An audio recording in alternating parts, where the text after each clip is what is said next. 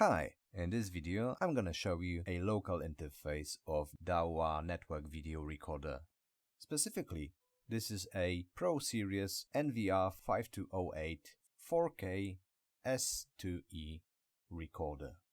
It's coupled with HFW7842H-Z camera. This is a camera for license plate recognition.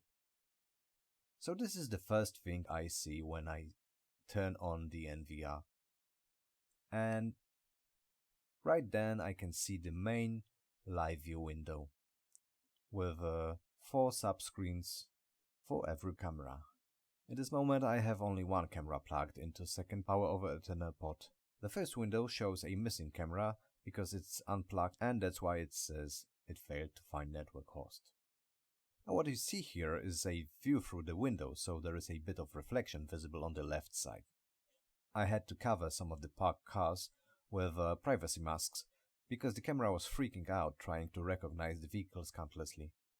I have to tell you that while I operate only on local interface of the recorder, the options for setting up the camera are quite limited, and so there is no way to define an area for vehicle recognition. There is no option to log to camera's interface through local interface of the recorder. So here the area for recognition is covering the whole image, and the camera is trying to recognize everything within the frame. On the right side you can see a list of all recently recognized objects. The top part shows number of recognized vehicles, non-motor vehicles, people and faces. These numbers represent a daily count, so they will just reset at midnight and start counting again. I have deactivated face recognition stats because the camera is just too far to recognize any face details.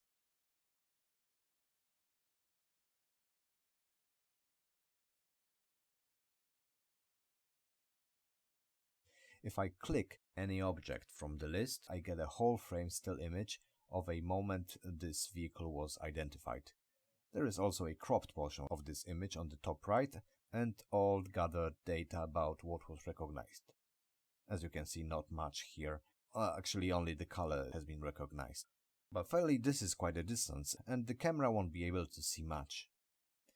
The same info is also included in the top part of the image. When the recording of the video material is enabled, either by constant recording or motion detection, I can also play back the moment when this car was recognized. There is also an option to turn on and off AI info overlay.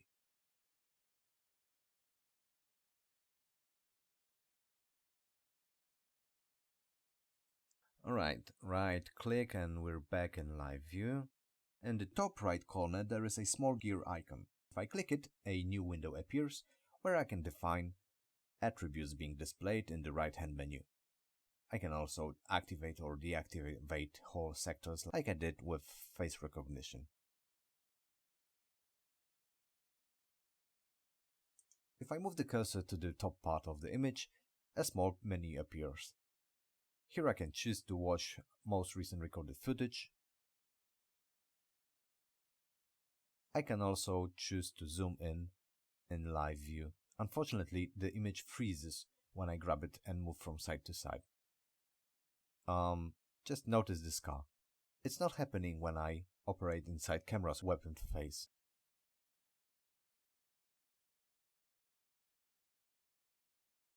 Next two icons let me record a video file or still image of a current view, but only if there is an external hard drive plugged in. Right now there is no such device, so I get an info about no backup device.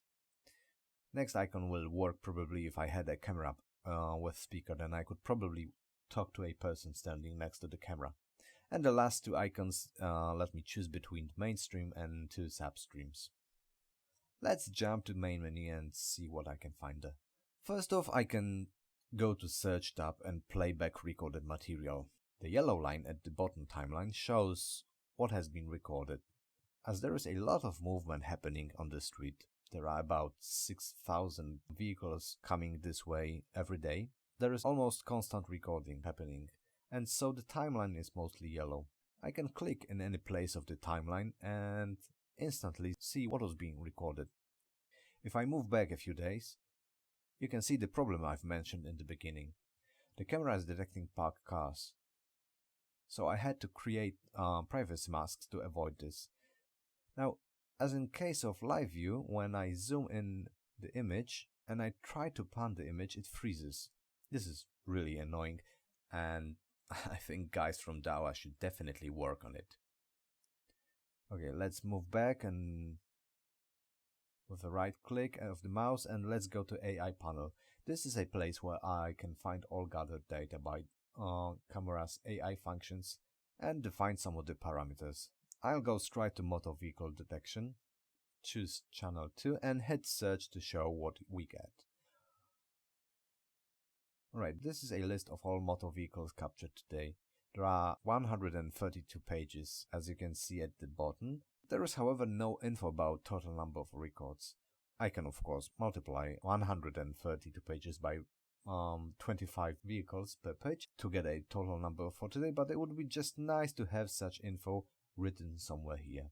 If I click one of the cars from the list, I get similar info I did when I was in live view. There is a still image and all information below it. I can also click the play button to play back the moment when the car was detected.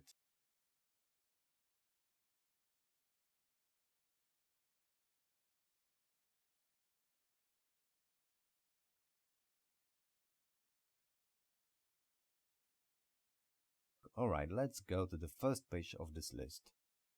And here again is the problem I've mentioned. At some point during the night, a car appeared in the parking, and so the camera was constantly detecting it and recording. So this is very important to set up correctly AI functions, otherwise you will get a ton of useless data.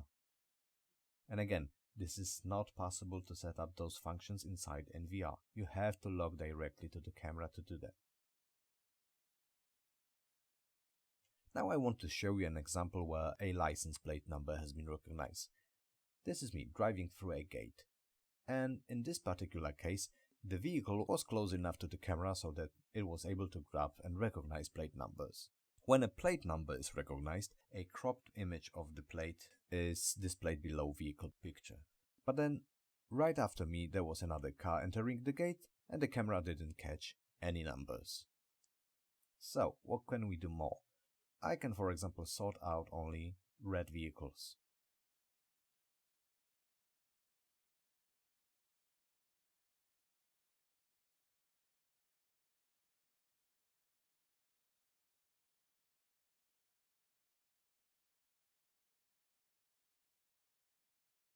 Or I can choose green color and get mostly city buses.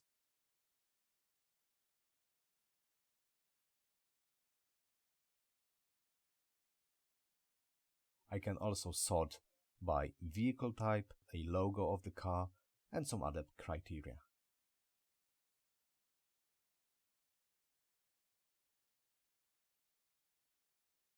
And this is a non-motor vehicle list.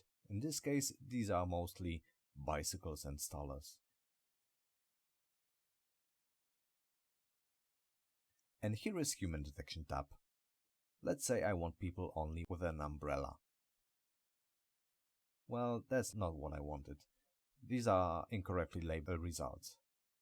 I have to choose a day where there was indeed some rain falling. Okay, so here you can see I get proper results. You may also notice that the camera was often identifying one person 2, 3 or more times. This is mainly due to incorrect configuration.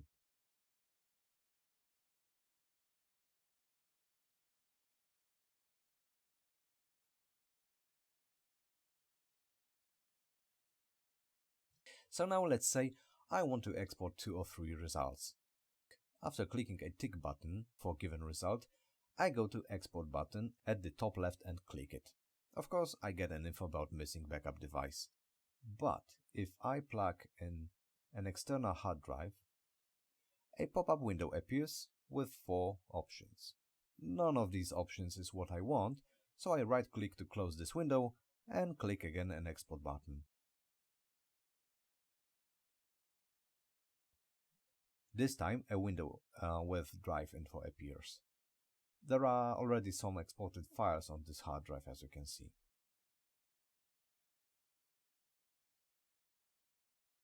If I click Backup button, it will give me an option to choose if I want video, photo or both to be backed up. I can also choose an MP4 format or encrypted DAV file. Now if I skip to Parameters tab, here I can set up AI functions. I can activate or deactivate certain AI so-called plans like face detection, IVS, which stands for Intelligent Video Surveillance, people counting, license plate recognition, and video structuralization. In fact, video structuralization works the same as license plate recognition, but it also counts people and non-motor vehicles. I can now go through each settings and set up some of the parameters. There is, however, one problem. The user interface is missing some of the functions, even basic ones, that are available only inside camera's web interface. For example, face recognition has no OSD option, that is a detected number of faces on screen. There is also no exclude region option, no sorting option. All of these are available only inside camera's interface. And as I said in the beginning, there is no way to log directly to the camera through this interface. In case of video metadata, which is actually a video structuralization, there is actually no option available other than just on-off tick. I cannot even set up a detect region. That's why I was unable to set up the camera correctly. Other functions like people counting IVS or LPR are also missing some options here in the NVR.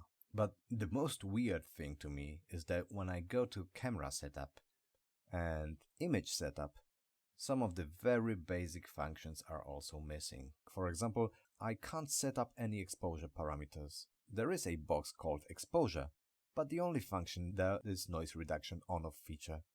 And even this has no slider to set up its strength. There is, for example, no way to turn infrared light on or off. If I turn on night mode, the light turns on and bounces off the window. It does so because I've turned infrared light permanently on for night mode inside camera somewhere before, and now I can't turn it off inside NVR. I really can't understand what was on mind of Dahua's engineers when they created this interface. Because if you were able to implement functions like stereo analysis, face recognition, smart search and so on, was it really that hard to add exposure control? It's like selling a car and telling a customer, hey, it has a front and rear camera system, heads-up display and lane assist, but no wipers and no tires. We just didn't know how to fit it.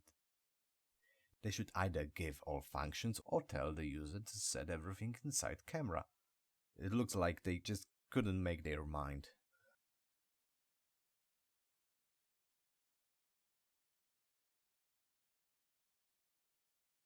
The privacy masking setup is somehow clumsy. Here I try to cover parked cars, but it's really hard to grab the mask and set it correctly. It really takes a bit of time to do this task.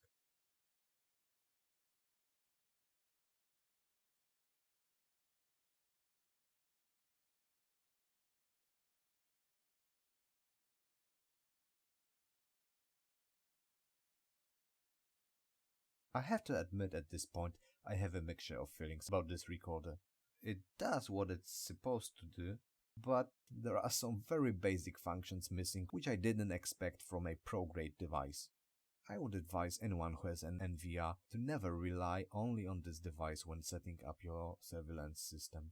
Even though this is a pro series device, it's missing very important features, and I hope it will be fixed in the near future with new firmware releases. In my next video, I plan to describe a web interface of this recorder. It may seem this will be very similar to what you saw here, but there might be some important differences coming. See you soon, guys. Bye.